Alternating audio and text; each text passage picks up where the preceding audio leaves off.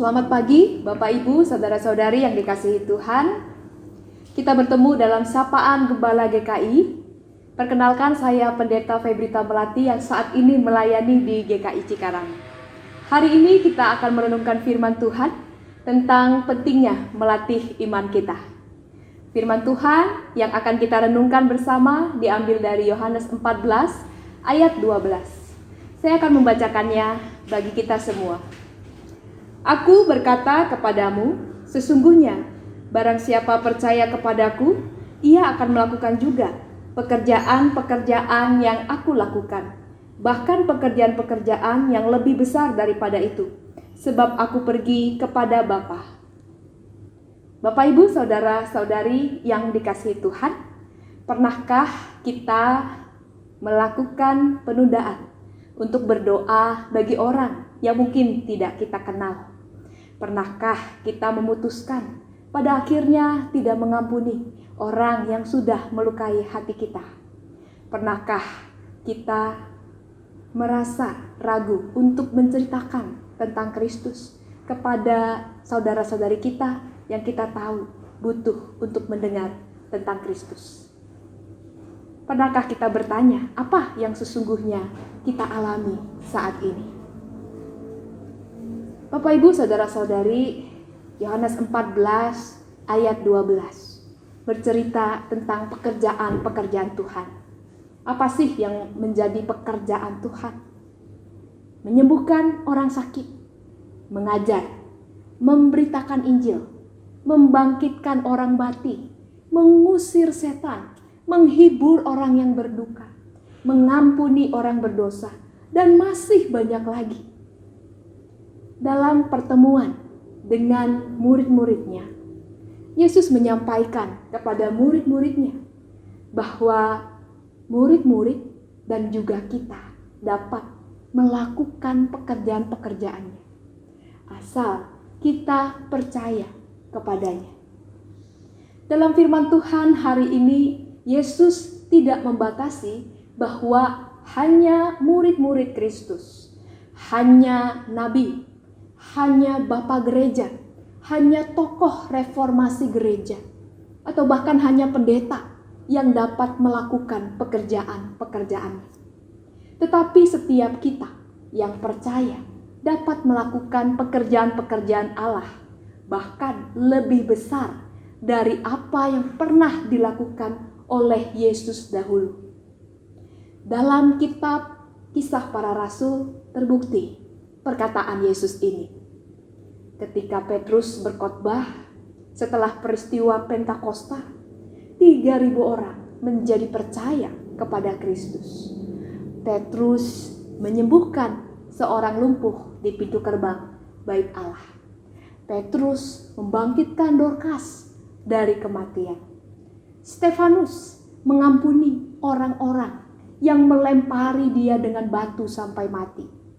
Filipus yang oleh Roh Tuhan dihantarkan memberitakan Injil dan mengajar sida-sida dari Ethiopia, sehingga sida-sida itu percaya dan dibaptis. Paulus yang membangkitkan Eutikus yang mati karena terjatuh, bahkan dengan membawa sapu tangan atau kain yang pernah dipakai Paulus, orang-orang pada waktu itu dapat melenyapkan sakit dan mengeluarkan roh-roh jahat. Bukankah apa yang dilakukan oleh mereka seperti yang dilakukan oleh Yesus Kristus? Bahkan lebih dari yang Yesus Kristus lakukan. Bapak, Ibu, Saudara-saudari yang dikasihi Tuhan, kepergian Yesus kepada Bapa bukanlah akhir daripada pekerjaan-pekerjaan Yesus yang harus dilakukan di dunia ini. Dalam kitab Kisah Para Rasul kita menyaksikan bahwa secara fisik Yesus tidak hadir lagi bersama murid-murid, tetapi murid-murid melakukan pekerjaan Yesus. Dan saat ini juga Yesus tidak hadir secara fisik bersama kita, tetapi Yesus percaya bahwa kita mampu melakukan pekerjaan-pekerjaannya. Kita dipercaya untuk melanjutkan karyanya dalam dunia ini. satu hal yang penting, yaitu iman kita. Iman adalah anugerah Allah. Kita tidak bisa memegahkan diri atas iman yang kita miliki. Setiap orang percaya diberikan iman sesuai dengan ukurannya masing-masing. Iman adalah kebergantungan kepada Allah dan adanya tindakan nyata. Kita tidak boleh pasif. Kita harus melakukan pekerjaan-pekerjaan Allah pada saat sekarang ini. Sebab bila kita pasif, maka iman kita melemah, menjadi gugur, bahkan mati. Semakin sering kita melatih iman kita, maka iman kita semakin kuat, semakin memiliki kuasa.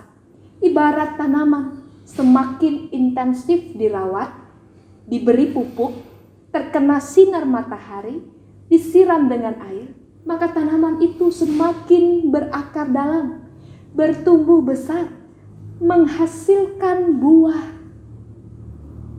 dan kita dapat menikmati buahnya. Kita diberkati oleh hadirnya tanaman yang sudah menjadi pohon itu. Bapak, Ibu, saudara-saudari yang dikasihi Tuhan, sekarang ini terbentang di hadapan kita pekerjaan-pekerjaan Tuhan yang harus kita lakukan. Memberitakan Injil, mengajar, menyembuhkan orang sakit, menghibur orang berduka, mengampuni, berdoa, memelihara kehidupan, dan masih banyak yang lain. Kita diminta untuk tidak pasif, tetapi teruslah melakukan pekerjaan-pekerjaan Tuhan, sehingga iman kita menjadi terlatih, supaya iman kita bertumbuh dan berbuah di segala musim. Tidak mustahil juga bila iman kita pada akhirnya dapat memindahkan gunung. Tuhan Yesus sudah memberikan teladan untuk kita. Mari kita lakukan pekerjaannya. Tuhan Yesus menyertai kita. Amin. Kita berdoa. Bapa, sungguh suatu sukacita bagi kami bila saat ini kami boleh bersama-sama Tuhan tuntun hingga menapaki hari ini. Terima kasih Tuhan atas kesempatan-kesempatan yang Engkau berikan kepada kami untuk melakukan pekerjaan-pekerjaan-Mu di dunia ini. Pimpinlah kami, berikanlah kuasa kepada kami, tepislah setiap keraguan, agar kami dapat melakukan karya Tuhan di dunia ini. Kami mohon Tuhan memberikan kepada kami Roh Kudus yang membuat kami peka dan siaga untuk melakukan pekerjaan Tuhan. Jauhkan diri kami dari tindakan pasif, tetapi tolonglah supaya kami aktif untuk melakukan pekerjaan Tuhan sehingga dapat memberkati sesama kami. Terpujilah Engkau Yesus Kristus yang sudah memberikan teladan pada kami dalam karya-Mu. Kami berdoa dan bersyukur. Amin.